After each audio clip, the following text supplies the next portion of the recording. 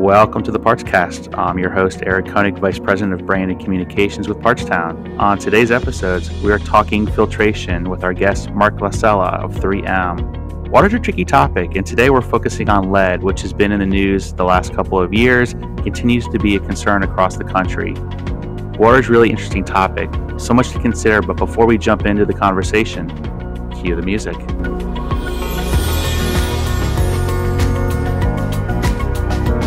Joining us on this episode of the PartsCast is Mark Laucella with 3M, and we're going to tackle lead, why it's a concern, what are we doing about it, and we'll also discuss how a school district in California identified and implemented a solution with the help of 3M and their 3M FF100 solution. So first, Mark, welcome to the PartsCast. Thank you. And before we really get into the conversation, we'd like to give our listeners a quick introduction as to who you are and your role with 3M. Okay. Well, thank you, and thanks for having me. I've been with 3M for just over 16 years, about 16 and a half years, holding various roles from being a product manager in our residential water filtration portfolio to a special assignment in our business transformation project, which was designed around helping 3M globally transition from about 6,000 different operating systems to one. I've also been the national training manager for our water group, which is residential and commercial food service products, of course. And today, for the past year and a little bit, I've been what we call a channel manager, again, for the water group, residential and commercial food service. And I manage 6 master distributors across our country who serve our distribution network of customers. I've been born and raised in Connecticut, but I've lived in Pennsylvania and Kentucky, of all places, as well. That was mainly with my former employer. I used to work for General Electric Company for about 18 years. I'm married to my wife, Allison, for about 34 years. And, kind of the funny story is we met in college, our very last week of our senior year together. So it was kind of neat. And we found out that we live in neighboring hometown. So it's kind of cool. I have 2 grown children, Greg and Erica, both artistically oriented. Greg is a stage actor. Yeah, he lives in New York and he stage acts. He's actually performed as Aladdin on the Disney cruise ship. And my daughter, Erica, is a graphic designer. So she actually recently moved back from Texas to Connecticut and is working for a marketing firm here in Connecticut. Some stupid little side stuff. We have 3 cats, which is interesting. Over my 34 years of being married to Allison, came into the marriage with her being a cat lover and me being a dog lover. So we've never had the dog, though. I'm hoping to do that at some point in time. But we've had a total of 7 cats over the 34 years, and we currently have 3 right now. So that's my short story, I guess. That's awesome. And hey, as a graduate of the University of Kentucky, I can say, oh geez, I didn't know that. Yeah, hey, Kentucky is a beautiful state. Absolutely. I love Lexington. So I lived in the Louisville area in Jeffersontown, J-Town as it's called, and loved it there. Yeah, it was beautiful.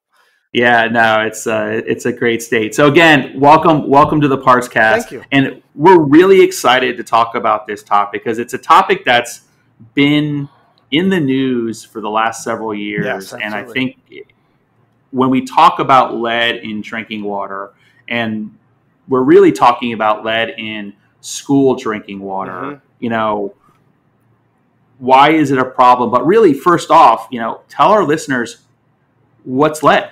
That's a great place to start because a lot of people, have heard about it. There's a lot of issues, like you said, across the country that have arisen in the past 5-6 years. But the interesting thing about lead is it's a natural forming material. We call it a contaminant because of the dangerous effects of it. But it's really it's a heavy gray metal. It's soft and pliable. Interesting facts that I've learned about lead since really being part of this school program. is that it was used way back in Egyptian time, even in solder, as we may not know it today as what solder is, but even back then, it's been used in cosmetics, it's been used in building materials. The Greeks and Romans used it in early plumbing. The Romans even used it in food storage containers. And it's very interesting when you think about what we know about it today, and they were using it for cosmetics and food storage containers. Just imagine what the impact on people that lead was having back then. The Romans even used it to add to wine to improve taste and prevent it spoiling. So it's really weird, hundreds and hundreds of years, thousands of years later, what we learned about it. But lead does prevent corrosion, so there is something good about it. It kills mold and it kills mildew. It's very easy to shape. It's strong. It actually, think about this. Every time we go to a dentist and we go and get our x-rays done on our mouth, we wear a blanket, right, to protect us. Mm-hmm. And it's because of the lead that's used when in the x-ray, or it's used to prevent the x-rays from coming in. So it does have some great elements to it, but it also has some bad ones. It's very dangerous and does cause health problems. Yeah, no kidding. But I mean, the idea that it was used in infrastructure even, 2 millennia ago to transport water, and we're still, living with some of that today. Right.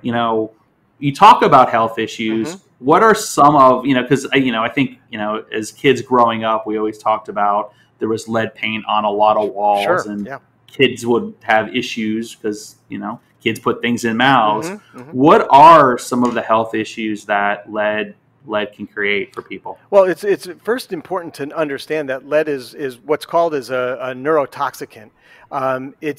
It does do damage to our brains, our kidneys, bones.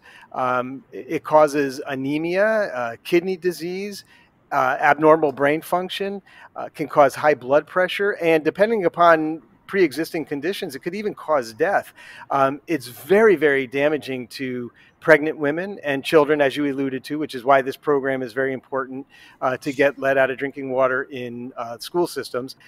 It has an impact on their central and peripheral nervous system, can create learning disabilities. And so for all of these things, including, formation and function of blood cells impacting that, it's very, very important to get it out. And, when we look at some of the guidelines that have been established by the U.S. government, in particular the EPA, the EPA has established a minimum level of lead in drinking water that is, quote unquote, deemed to be acceptable. And that is at 15 parts per billion. But any levels above 15 parts per billion is deemed actionable and requires some form of remediation. There are some states in the country, which we could talk about a little bit later, that are actually taking that 15 parts per billion and reducing it down to less than 10. And there's some states that are even going as low as 5, within their own state levels, and deeming that to be actionable. So it's a great thing that we're seeing that transition happen. Yeah, I mean, there's a couple things for me. It's like, one, when we always talk about kids as sponges, as they develop, they truly are sponges. I always laugh and say kids are germ sponges because inevitably if they bring something home, they're going to make you sick. That's right. But as far as their development is concerned, they really are absorbing as much as they possibly can to grow and be healthy. And so anything that we can do to start to think about, how to minimize the toxins in what they're pulling in is something that we have to take very seriously. And lead is one of those toxins. That's right. And so we talked, briefly about infrastructure, but really, how does lead get into school drinking water? Well, that's the ultimate question, and there's actually many ways, and they're not they don't run concurrent with each other. It all depends upon the infrastructure of the municipality that you live in. So it goes back to one of the options is going back all the way to the primary service lines that feed the school building from the municipal water facility. So those could be, when we look at the age of that infrastructure in itself. Across the United States, the average age of these infrastructures are anywhere from 50 to 100 years old. And when we're talking about going back that far, there was no legislation to prohibit or eliminate lead for the soldering process of those pipes. And so when we think about it, there's the possibility of that water transferring just from the municipal level. Clean, safe, healthy water that they provide is actually bringing with it leached lead that's coming out of that system. So let's assume, for the sake of argument, that that's not the source. Well, then where do you go from there? Well, again, that water feeds the water that's actually in the building, right? So when we talk about that, again, the average age of most of the public schools in the United States today are in excess of over 50 years old. And again, legislation was done after those schools were built. So most of those schools with copper pipes, some of them even have lead pipes, have solder that is lead-based solder. So the same thing is happening. Lead is leaching out of those pipes into the drinking water.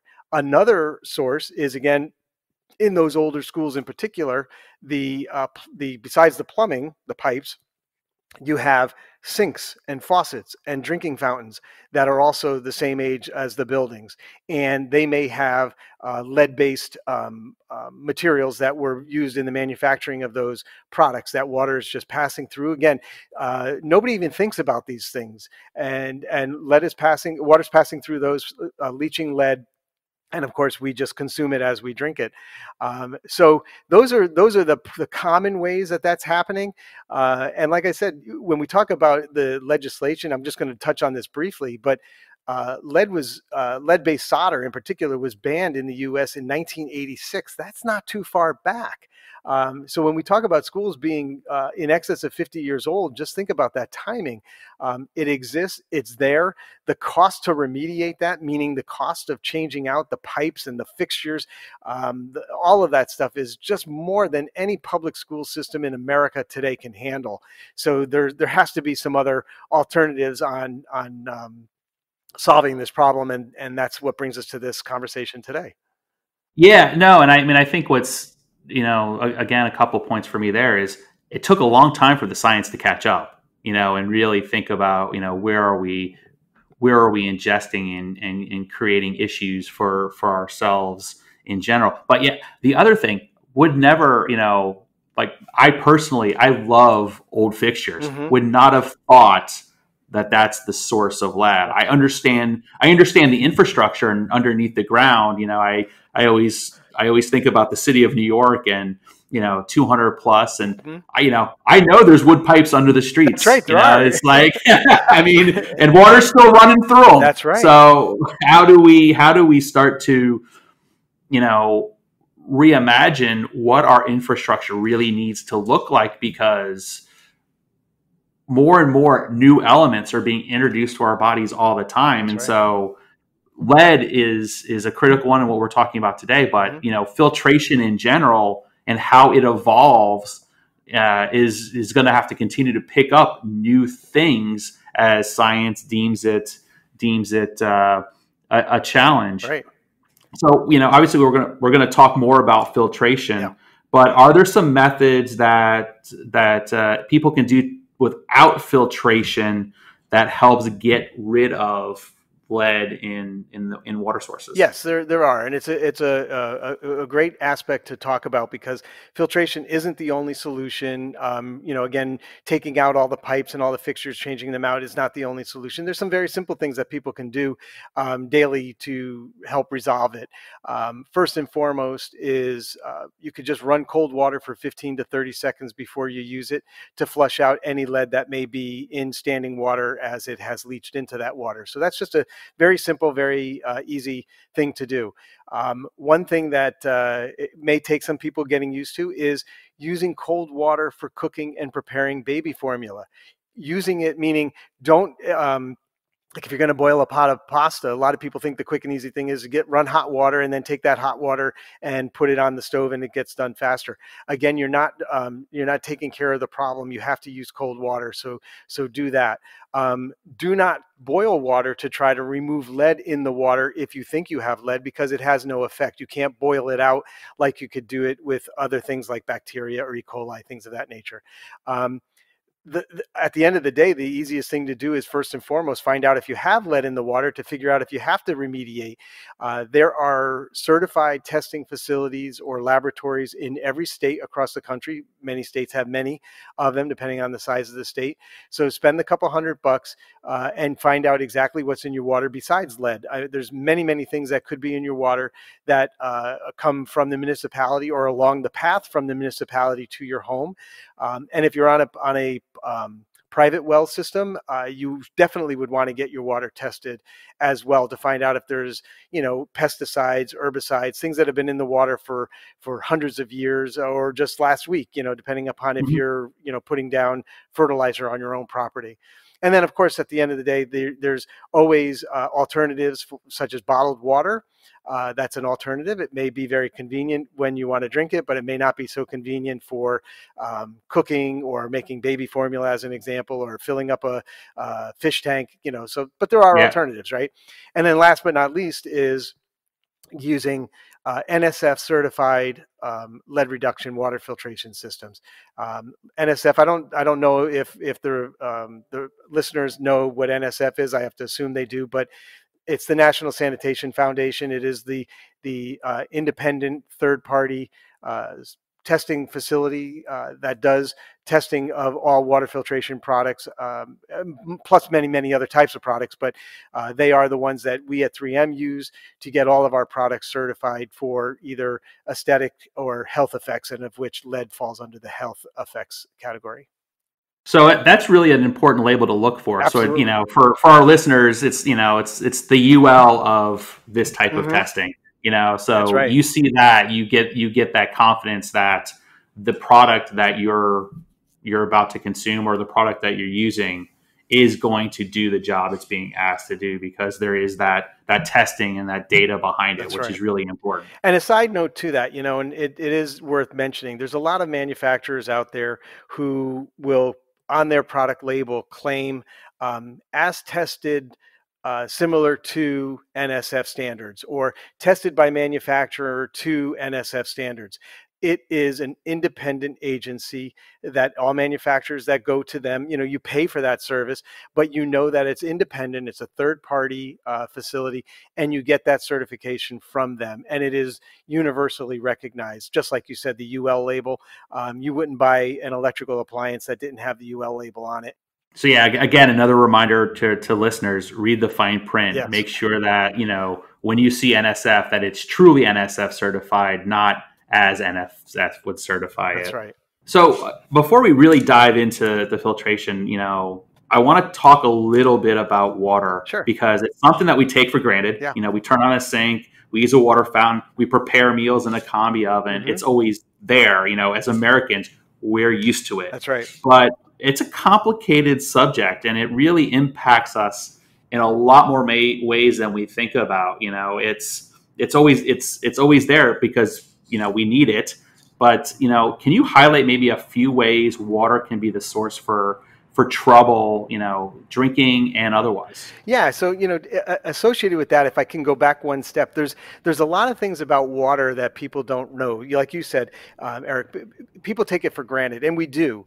We expect when we turn the faucet, clean, fresh, healthy water, bacteria-free water is going to come out of the faucet, and that's a given. But that's not the same in many parts of the world today as we sit here. But some basic water facts that a lot of people don't understand is some things like this. Water covers 75% of the world. A lot of people don't realize that. We look at a globe and we see all this land mass, but when we think about it, really 75% of the planet is covered by water, and only 3% of all of that water is fresh water, meaning that you can drink it. And of that 3%, this is the one that blows people's mind.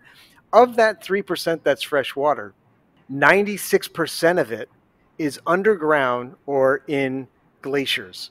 And as we know, whether you're a believer of climate change or not, the glaciers that are that exist out there in the northern hemisphere are melting. So that's a whole different dynamic. But 96% of that 3% is underground or in glaciers. Only 10% of that remaining water that we have access to of that fresh water is used for public drinking, whereas 63% of that water that's available is used for plant and lawn irrigation. So think about that. I mean, when we keep drilling this down, that funnel effect, there is just so little amount of fresh water that is available that we're using for drinking. When we think about how water in itself, how we access water, kind of leading toward your question, there's the basics that we learned in school, elementary school and grade school, about the hydrological cycle. Whereas you have these bodies of water, the sun is out, the sun absorbs it, evaporates that water, it goes up into the sky, it combines with dirt particles to create clouds, and enough of that clouds come together and you get rain, snow, sleet, or hail that comes back down. It goes on top of mountains and freezes as snow and stays there until the springs and summers, where it melts off and comes back down into rivers and streams.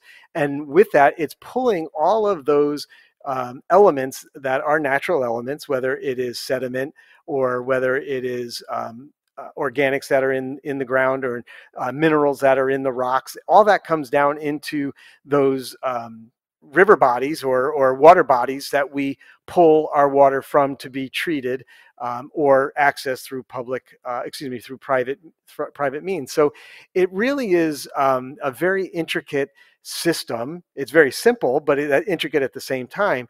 But it's things that people don't think about on a daily basis, where their water comes from. In my training days, one of the taglines I've always said is that the earth has all the water it ever has had and all the water it will ever have. There is no such thing as a water factory down the road making water.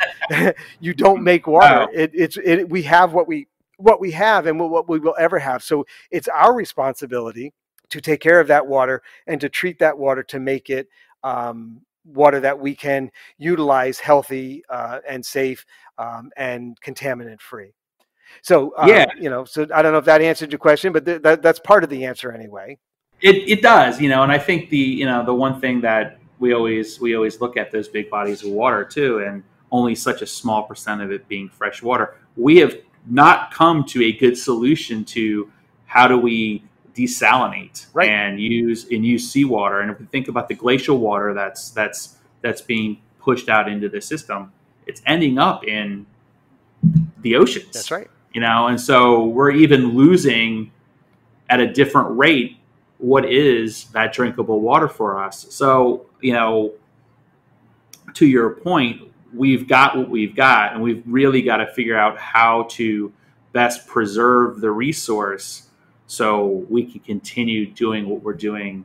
So stop taking water for granted. Think about it, and think about how we keep it in the system, how we use it, where we use it, why we use it. It might not always be that we need a green front lawn. We probably need to find another use for it. Right. One last point, because you talked about the system, and you talked about as it comes down with rain, it's picking up a lot of contaminants. Mm-hmm. If we think about the United States and what we look like from the East Coast to the West Coast and everywhere in between, water takes on the characteristics of the regions that it's a part of. So, one of the things when I live in Cincinnati today, one of the things that my mother swears when we moved from New Jersey to Ohio, her pizza crust and her French bread never tasted the same, and that's because of the water. That's right. And so when we think about water, we think about water filtration. And you mentioned it earlier in the conversation, you got to test, because you really do need to understand what you're dealing with. That's right. And, it's interesting because you talk about the regionality of water quality. Even water that has been treated by municipalities, each municipality treats their water differently, uses different methods of it. There's different materials, disinfectants. Some use chlorine, some use chloramines, which is a combination of chlorine and ammonia, each having their own negative effect. And the closer you are to the facility that's treating the water, the stronger that disinfectant is going to be versus the ones that live further away. But when you talk about it regionally, I could tell you as an example, and I don't want to say states because I'll offend some people on the line, but there happens to be a state very close to where I live that has some of the best tasting water compared to the other 49 states. There's another state on the East Coast that has the worst tasting water compared to the other 49 states. And these are both being treated by the municipality. One has the pleasure of where their water is coming from that doesn't require the same level of disinfection and treatment than the other. And so the one that is not so great tasting and not so great smelling, coming right out of the faucet, is because of their source of water is at a different level of quality, and their particular source of where that water is coming from is completely different from where the other state is. So those are just two examples. But as you move from East Coast to West Coast, that scenario happens in each and every state. And yeah, your mom's bread it did taste different and probably cooked different, to be perfectly honest. Yeah.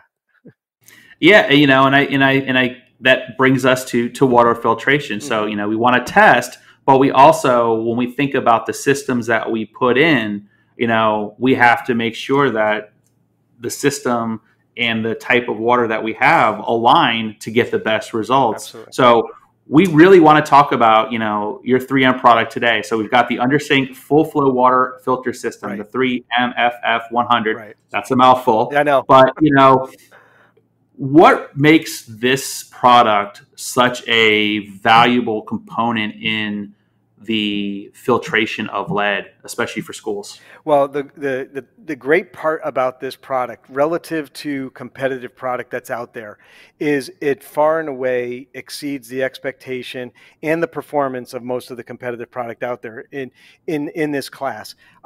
It has features, some of the key features of it that are very important to the end user. It has a flow rate that is at the peak for this product design compared to competition, which is a 2.5 gallon per minute flow rate. It has a capacity of about 6,000 gallons. It's rated for 6,000 gallons, or about a once a year cartridge changeout. And that's very important to the end user, whether it's a residential customer or some other application, school in particular. It gives you that peace of mind to know that it is going to perform for a full year without having to change it out, which, there's implications with cartridge changeouts, whether it's cost or time, and time equals money and all that stuff. But the great thing about this is the technology that's built into this product to get us to 2.5 gallon per minute flow rate, to get us to 6,000 gallon capacity or once a year changeout, is that the carbon block technology, which is in the center of the unit, that's wrapped around a 0.2 micron pharmaceutical grade membrane that's surrounded by a third level of sediment or particulate filtration protection.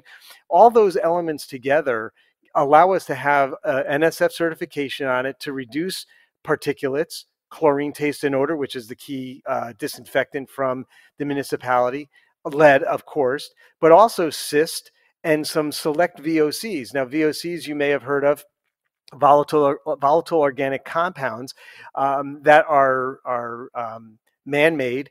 Some of them are what's the word I'm looking for? A byproduct of some other processes that are out there.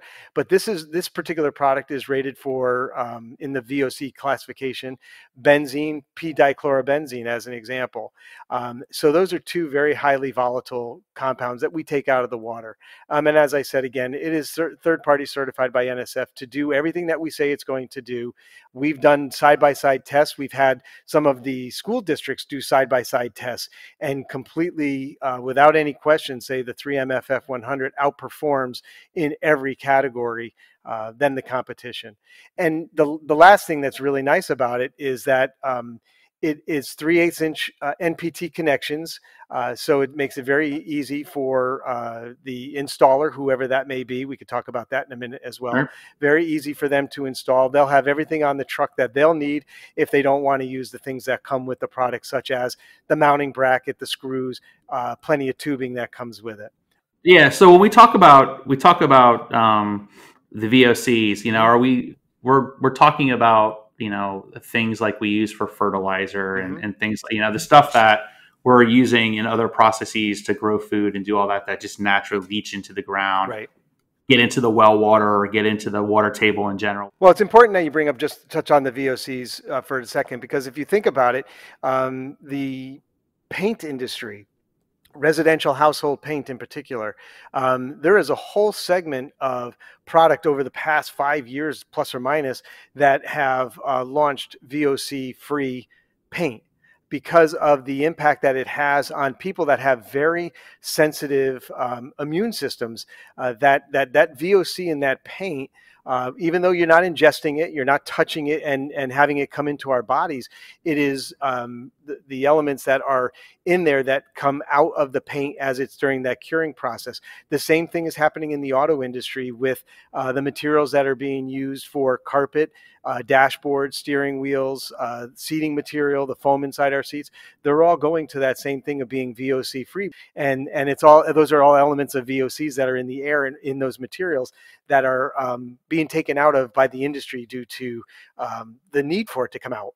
So again, it's another instance of science is catching up to things that we've been doing for, a generation. Absolutely. Or, decades. As we bring new products, we've got to understand that convenience is not always safe. Right. Right. And so how we get those out of the system is really important. I want to get back to the installation piece. Sure. So it comes with the materials to install, but who should be installing this? As for the PartsCast, we have listeners, we have end users, we have service technicians. Who really is best suited to make sure that this system goes in correctly? Well, I would say I'm going to answer the question the way it was asked. Who is best suited to install that? Depending upon the application, and let's talk about a commercial food service application, let's talk about a school application. We'll park residential application for one second. When we talk about those other two applications, I believe that the best solution is to have somebody who is within the plumbing contracting industry, either a certified service technician, a certified plumbing contractor, licensed plumbing contractor, because they know, they may not know filtration, but they know plumbing, and they know how to make the two work together very easily, very seamlessly, and to be able to get in and get out very quickly. And that's always, again, time is money, right? So we want to make sure that that process is not going to be an encumbrance on the franchisee of a restaurant or a maintenance staff, a principal who's paying the bill of a school. Now, but when we do talk about residential, I will tell you that this product is easy enough to install for a good DIYer. I've done it myself, and I consider myself to be a good DIYer. I don't like plumbing because, you try to do a plumbing install on a 11 o'clock on a Saturday morning, and you turn off the water and you cut pipe and you screwed up. And guess what? Now you got to go find a plumber, and you're going to be paying, exorbitant fees because it's an emergency and all that stuff. I don't like dealing with that, but this is a very easy installation.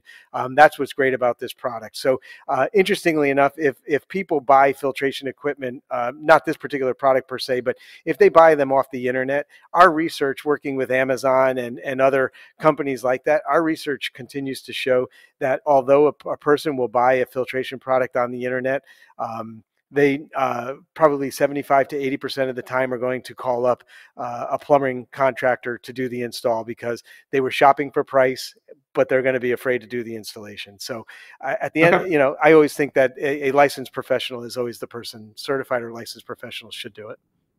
No, I agree. It's, get it right the first time, or as it's the old adage, measure twice, cut once. Exactly. And get in and get the right people installing. Right. So one of the other things about filtration that can be not necessarily confusing, but something that you would have to map out is the relationship of filtration to source. Mm-hmm. So if we're going to put for a combi oven, we're thinking that's like a 1-to-1 relationship. How does that work on, say, like drinking fountains and other water sources with this system? Well, is it all 1-to-1, or is it one to many? Well, I think the answer to that, in the experience that I have with the school districts that are installing these 3M FF100s in their schools, it seems to be best for them due to the location of, or the locations of the drinking fountains, that it is a one-to-one relationship. It just makes sense for them. Now, some of the school districts that I'm working with, one in particular on the West Coast, that they've taken out actually, when they did the analysis of their buildings, they've actually taken out of use many of the fountains, because let's say on the typical floor of one of the buildings that I've toured myself, they previously had on it was a 3-story building, and on each floor they probably had 6 to 8 drinking fountains around the building. It was shaped as a cube, so it was a square, and they would have 6 to 8 fountains on each floor, and that excludes sinks and the water that's being provided to cafeteria and the teacher's lounge and all that stuff, but just pure drinking fountains.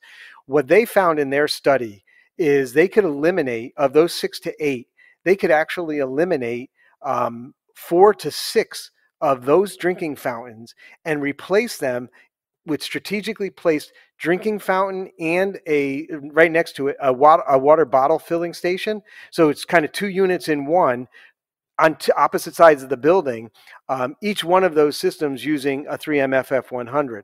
So it all depends upon the application and what the school district wants to do as to how to resolve their lead problem. This particular school, that's what they chose to do, and it's working out fantastic for them. Saving them maintenance, of course, on the old drinking fountains, saving them maintenance costs on how to deal with the ones that they're installing, reducing their overall cost for filtration, just keeping it focused on 2 on each floor now. So it's been an actually very beneficial program for them on how they're addressing it. Yeah, no, I mean, it's a great point. This is an opportunity for facilities to really look at usage and look at what their footprint is presenting, and if they have to swap out, fountains or sinks or things like that, Mm-hmm. Are there new solutions that can do double duty, or more efficient, or fit how we consume water today? I think even if you go to airports, there's a lot more water bottle filling stations than there ever used to be. That's right. So we're really it's giving us an opportunity to sort of reevaluate the system in general. Yeah. This is going to be my one plug, because I will say, of most things in food service and filtration in general, listeners, you've got to actually replace the filter. It's great that you put it in, but you do have to replace it. Right. So, my PartsTown plug, we can set up auto replenishment for you on your filters if you go to partstown.com. Just saying, you've got to replace the filter. It's funny you bring that up, because people, instead of replacing the filter, will bypass it and push the button just to reset it so they don't see that orange glowing light or whatever color it may be. But you need to change those filters out. And it's really for your safety, not so much because the manufacturer of that filter is trying to get another $45 from you or whatever it's going to be. It's for your safety.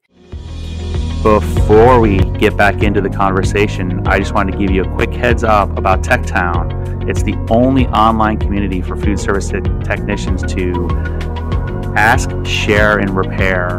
And why is ask, share, and repair so important? Technicians are on the road every day fixing food service equipment. We don't have the answers to everything. Where can you go to get expert advice, talk with other technicians in the field? Well, that's TechTown. So I encourage everybody to check it out, techtownforum.com. Register. It's free, it's easy, and it's going to help you find the answers you need to your service questions. Before we hop into the case study, because it's a really interesting case study, are there any other of the trends within the industry that we want to touch off on? Is there anything that our listeners really should sort of take to heart as they're thinking about filtration and water and everything? Sure. And I think there's a couple of different areas I'd like to touch on. The first is, I touched on it earlier when we talked about legislation, right? So there has been some legislation in the United States that has helped reduce or eliminate lead. And I'm just going to go through a couple of those real quick with some dates and things of that nature. I happen to have these written down, so I apologize. 1978, the EPA, US EPA, takes lead out of gasoline. Some of us that were born at the time remember leaded gasoline. It doesn't exist anymore, but that was taken out of back in the 78 era because of the harmful effects it was having to the environment. Also in 1978, the US banned lead-based paints for houses, hospitals, schools, parks, playgrounds, and public buildings. So I touched on lead-based paint before, VOCs and paint, excuse me. But we had 78 some legislation that took out lead in paint. And prior to that, as Eric mentioned, there were homes built from the 50s when there was a huge housing boom that used lead-based paint, and it became a very important issue because children were, their crib was next to a window pane that had paint chipping, and they would just, like a kid would take it and put it in their mouth and cause those issues I mentioned earlier. Back in 1986, and then a revision in 1988, there was the U.S. Safe Drinking Water Act, which banned lead in household plumbing products. So as we could see, I mentioned it earlier, that's when we start to see some real legislative impact on reducing lead that is associated with products that we're going to be using water that we're going to ingest. In 1991, the US EPA created a piece of legislation called the Lead and Copper Rule. So that also brought in lead and brought copper, which is also a harmful contaminant that we ingest.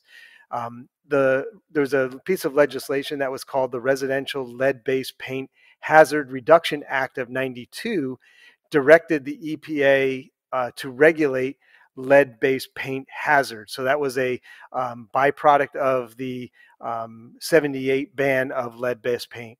And then this one, really isn't talked about at all. But interestingly enough, I learned this when I was doing the research for this podcast. There's a standard that's called the National Ambient Air Quality Standard, or NAAQS. Also the Clean Air Act, the Clean Water Act, the Resource Conservation, and Recovery Act, that all deal with lead in those mediums. So whether it's in the air or again in water and things of that nature. So there's a whole bunch of legislation that was done to help take action on lead in various elements, whether gas, paint, or water in particular. So to shift gears over to things, I'm again trying to use the funnel effect. So I look at the big picture for the U.S. Now let's talk about some of the states and specifically what they're doing. So I'm going to highlight a couple states in particular. So first and foremost, New York. New York State laws and regulations require all public school districts and boards of cooperative educational services, that's a mouthful, to test drinking water for lead contamination and to act if lead exceeds the actionable threshold. And we talked about that earlier. The EPA established the actionable threshold of 15 parts per billion. As a side note, I thought I'd take a little bit of extra research to put this into scope. New York happens to have, New York State has the largest public school system in the country. They have 4,822 public schools. They have 950 school districts that encompass 2.7 million students. And that number was the closest I can get, and that goes back to 2013. So thinking about the magnitude and thinking about the scope of the possibility of lead in that drinking water, which we very much appreciate the New York State laws and regulations that are requiring testing and remediation. That's huge. Take a look at Florida. Florida Senate Bill 66 passed in April of 2019 that did the same thing. It required each district and with schools that were built before 1986 to install filters that reduce lead in drinking water. Here's the problem. The bill was sent to the Senate for passing, but the bill didn't pass the Appropriations Committee on Education, and that was in May of 2019. So currently, Florida has no state law that requires testing or remediation for lead in drinking water. And just as a side note, Florida, there's 4,368 public schools, 73 school districts, and they also handle 2.8 million students on an annual basis. So if there's anybody listening to this that has an opportunity that lives in Florida, there's a huge opportunity to be going after schools in Florida. Eric, it sounded like you were going to ask a question, were you?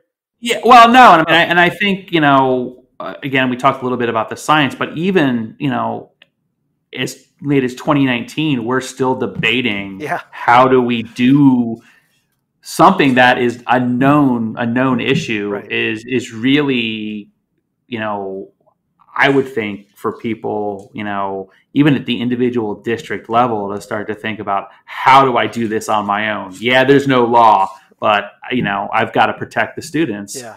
And there's got to be ways, and there's partners like 3M that can help do this. So, like you said, in Florida or, any state in general, find a partner that can help you do this, because it's real. And here's what the problem is, and this is just to make everybody aware of it. Here's what the real problem is at the school district level. Number one, it's budget constraining. Whether you're looking at ripping out all the pipes in the building and replacing all the pipes, ripping out all the fixtures in the building and replacing all the fixtures, or even installing water filters. It's a budget issue. And today, because of the way things are with the federal government funding public schools and the funds, funds are drying out. They're relying on, of course, their tax base and all those things, and they've got other priorities. And so that's a huge issue. But the other issue is, and we found this in California in particular, they don't want to admit publicly that there's a problem because they're afraid of potential lawsuits of A, knowing that there was a problem, and B, that they didn't do anything about it. And so what does it mean that they've been potentially harming students and faculty and staff for periods of years and not doing anything about it? So there's the betwixt and between, as I call it, as to what to do. Do you go out there and publicly come out with a program that's going to remediate lead, but you're also at the same time acknowledging that you had a lead problem? So it's been an issue. I'll go through this real quick. California, as an example, I just mentioned it. Within California, the LAUSD, LA Unified School District, it's the second largest school district in the country.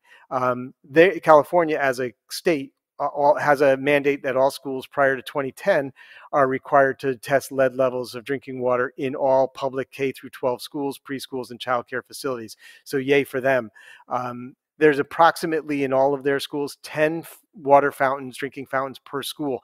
Estimates to be about 21,000 drinking fountains in scope. And in California, there's over 10,500 public schools, 1,000 school districts, and 6.2 million students. And the last example that I want to give when we talk about it at that state level, and I'll go through this quick, is in particular a very specific school district, and that's Portland, Oregon. The Oregon Health Authority enacted regulations requiring all public schools to test for lead in drinking water by June of 2020. So that obviously just expired as far as that period of time, and they are mandated to retest at least every 6 years. They have over 100 school buildings, and this is just Portland. This is not the entire state. They have over 100 school buildings that are all over 50 years old, not the average.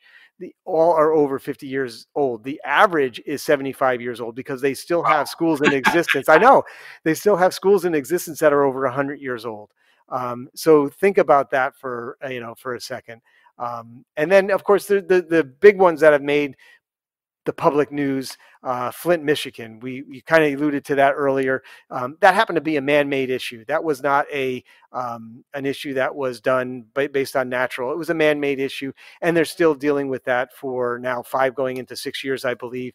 And they're addressing it with bottled water and some water filtration systems. Same kind of thing in Newark, New Jersey. They have samples of water that have levels that are at 66.9 parts per billion when the mitigation level is at 15. So that also happened to be deemed as a man-made issue that they're trying to resolve. So there's a lot of things, going on out there that these are just the big ones that are just trying to bring to your attention. Well, and there's a lot of public schools. A lot of those public schools are continuing to age. We always, we've talked about funding for public schools. You know, we've got a lot of kids that are starting, that are flowing through public schools. Kids are sponges, Yep. so filtration really takes on a critical component of what we need to think about from an education perspective. So that actually brings us to a really interesting case study in how 3M was able to help a school district in California work through their lead problem. Right. So it was a great program. I'll try to sum it up as quickly as I can, but it really was a great program, and I was very glad and happy to be part of it almost from the very start. So back in 2016, this particular school district discovered that they had a lead crisis on their hand, and what they did, it really was initially a three-step process. I'll just briefly go through what those were. Once they discovered that they identified that they had lead in their water, and it mainly was driven because they were nervous because of all the publicity that many of the school districts they were seeing, the Flint, Michigan as an example, the Newark, New Jersey as an example. So they tested all the fixtures in all of the schools. So every single fixture in every single school was tested. 10% of those fixtures came back with the parts per billion at or above the 15 ppb that the EPA said was allowable. So what they initially then decided to do was to set out to replace the fixtures in those 10%. It was then that they found out if the actual hardware outside of the wall that included the outlet stop valve and lines needed to be replaced as well, because they were finding that they were getting an extremely large content of lead, and they had to figure out how to reduce that. So they, after all their analysis, they said the best thing for us to do is replace all of the outside hardware in the fixtures, although it wasn't necessary. They had the bond money to do it, so that they were very fortunate that they had a lot of bond money that the state had given them, so they were able to do that. They used a third party to sample and test the water to EPA's 3Ts, as they call it, the Testing, Training, and Take Action Standard guidelines. There are no federal guidelines related to lead in schools, by the way, only the EPA guidelines that are at the state level. So they did that, and while the fountains measured between, and this is, of course, all the drinking fountains had ratings between 0.2 parts per billion up to 15 parts per billion and higher, they decided to reduce the total number of drinking fountains that were out there, as well as sinks that may have been in the elementary classroom size, eliminate those, replace them with new equipment, new drinking fountains and water bottle filling stations, and install inside of those, as part of their pilot program, which was selecting a certain number of schools and a certain number of locations within those schools. They did side-by-side testing between the 3M FF100 and my number one competitor, and found in that test that the 3M FF100 was the only one of the products that got lead levels down to 1 part per billion or less. The competitive product was nowhere close to that. And so what they're doing from that is they published all of that data on public accessible websites. So it was raising the public knowledge of the situation. More importantly, sharing the information with parents. So it wasn't the shock and awe value. It was going in there and educating, which is the key to anything, is just educate, educating the parents so they knew, so they did not have that scare factor and not to freak out over what was happening to their children, letting them know that we have a solution in place, pressuring the schools to lower the acceptable level beyond the 15 part per billion down to below 5 parts per billion. working with the EPA guidelines to help establish the school guidelines, working with the American Academy of Pediatrics recommendations on what the acceptable level of water, lead in water would be for children, which is 1 part per billion, working with the Center for Disease Control, the CDC, and the Oregon Health Department as an example, because they were the leaders in doing some of this work, to say no level of lead in water is safe. So they went through all of that, and they ended up coming back with their criteria for a go, no-go decision to the Board of Ed for the end of their pilot program, as well as installation across the entire school district. And those elements included things like the filter had to be NSF certified for lead reduction under NSF standard 53. It had to have a capacity of 6,000 gallons. It must be able to filter sediment and particulate as well. It must also be able to filter chlorine and odor to help improve the taste. It had to have a flow rate of 2.5 gallons per minute. If you're getting the sense here that they wrote their specification based on the 3M FF100, you're very, very attuned to what's happening here. Yep. So that's exactly what they did. It had to be incur minimum cost, maintenance cost for change out. We talked about that earlier. It had to be very easy to install, which it was. It fit right inside the brand of drinking fountain and water filter bottle filler stations that they did. So they just take off the cover and they do a very quick plumb and put the cover back on. So it worked out very, very well for the 3M FF100. Their program is expanding as we speak across the entire school district. Yes, they're dealing with COVID shutdown, so it actually worked out to our advantage from providing them the product when they need it, because they're going through the flush and fill process right now to get the schools back to reopening status. So it's just been a phenomenal program. We're very, very proud of it. We're trying to replicate that across many districts, school districts across the country as we speak. So yeah, I mean, you mentioned it. It's a perfect time to start to think about: do you have the opportunity, because the schools are shut down, to take a look at your filtration system and maybe make a change if the funding and the ability to do so is there. And the program being as successful as it is, and the Board of Pediatrics coming back and saying we need to get it down to 1 part per billion. Again, having a product that can do that is phenomenal, and really gives educators and parents that peace of mind that their children are consuming safe drinking water when they're at school. So, to wrap it up, where can our listeners get more information about the 3M product and lead in general? Yeah, it's very easy, actually. We have a dedicated landing page to the lead reduction program. It's 3m.com/lead reduction. On that page, you'll see the data is available for download. The specification sheets on the product is available for download. It gives some brief history. So it's a fantastic place to start. We also are in the process right now of getting final legal approval on a graphic flyer, if you will. It's a one-page document that is specifically out there for lead reduction in schools that I could provide to PartsTown as well in a PDF format that gives a lot of data, specifically to things that we talked about here today.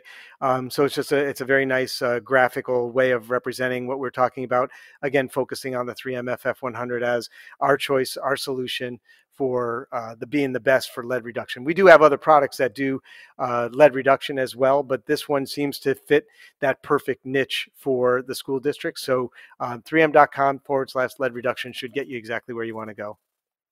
Awesome. Mark, this was a really interesting conversation. And, the more we know was that old phrase. For those of us of a certain age might know a cartoon.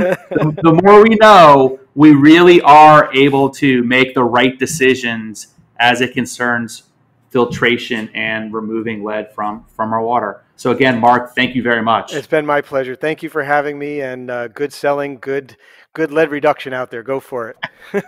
Thank you.